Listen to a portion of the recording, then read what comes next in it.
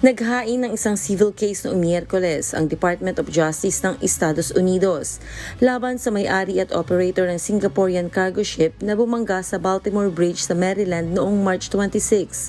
Hangad ng United States na mabawi mula sa may-ari ng cargo ship na Grace Ocean Private Limited at Synergy Marine Private Limited ang mahigit $100 million na ginastos ng pamahalaan ng Estados Unidos upang malinis ang mga labi ng barko at mabuksang muli ang daungan ng lungsod. Humihingi rin ng US Department of Justice ng hindi tiyak na halaga sa pinsalang dulot umano ng kapabayaan ng dalawang kumpanya.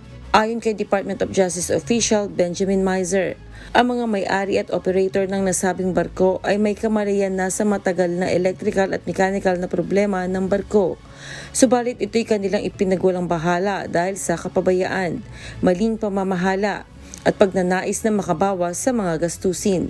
Ito aniya ang naging dahilan kung bakit nawalan ng power ang barko at humantong sa nasabing sakuna na ikinasawi ng 6 na construction worker. Dahil dito nagsampa rin ng civil claim ang Browner Builders na siyang pinagtatrabahuhan ng mga manggagawang nasawi laban sa Grace Ocean at Synergy Private Limited noong Miyerkules.